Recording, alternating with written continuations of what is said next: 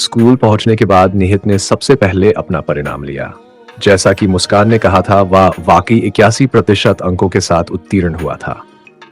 एक साल अनुत्तीर्ण होने के बाद इतने अच्छे अंकों से पास होना उसके लिए किसी चमत्कार से कम नहीं था। वह परिणाम को अपनी आंखों से बार बार देख रहा था, मानो यकीन दिलाने की कोशिश कर रहा हो कि यह सच में उसका ही है। उसके हाथ में अभी भी परिणाम की स्लिप थी और मुस्कान उसके पास खड़ी थी, उसकी हर प्रतिक्रिया पर मुस्कुरा रही थी। स्कूल का माहौल गहमा गहमी से भरा हुआ था। कई छात्र छात्राएं अपने परिणाम लेने आए थे। पूरे कॉरिडोर में खुसुर पुसुर और उत्साह भरी आवाजें गूंज रही थी।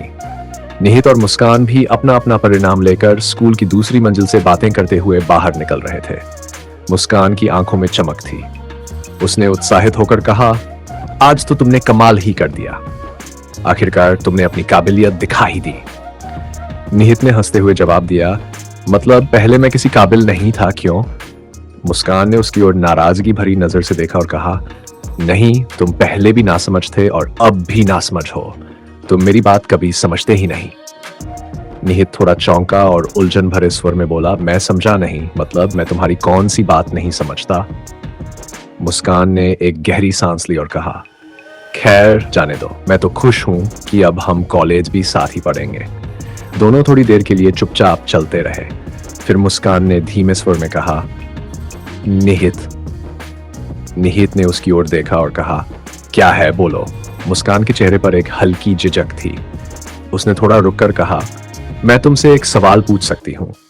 निहित ने हंसते हुए कहा, वैसे तो हर सवाल तुम मुझसे पूछे बिना ही पूछ लेती हो, तो ये कौन सा सवाल है जिसे पूछने से पहले मुझसे अनुमति ले रही हो? मुस्कान ने अपनी आवाज को और धीमा करते हुए कहा, क्या तुम्हारी कोई गर्लफ्रेंड है? निहित ने हल्की हंसी में जवाब दिया, हाँ, तुम ही तो हो। मुस्कान ने उसकी ओर नजर उठाई, लेकिन उसकी हंसी देखकर थोड़ी झुर्रे उसने गंभीर स्वर में कहा, सच में? मेरा मतलब, क्या ऐसी कोई गर्लफ्रेंड है जिससे तुम सच में प्यार करते हो? निहित उसकी उत्सुकता को समझ नहीं पाया। वह हल्के से मुस्कुराते हुए बोला, मुस्कान, ये कैसा सवाल है? अगर मेरी कोई गर्लफ्रेंड होती तो सबसे पहले तुम्हें ही पता चलता ना। मुस्कान ने कुछ पल उसकी बातों पर ध्यान दिया और फिर लगभग फुसफुसाते हुए पूछा, तो मतलब ऐसी कोई लड़की नहीं है जिससे तुम प्यार करते हो? निहित उसकी आंखों में झांकते हुए थोड़ी देर चुप रहा, जैसे कुछ कहने का सही तरीका ढूंढ रहा हो।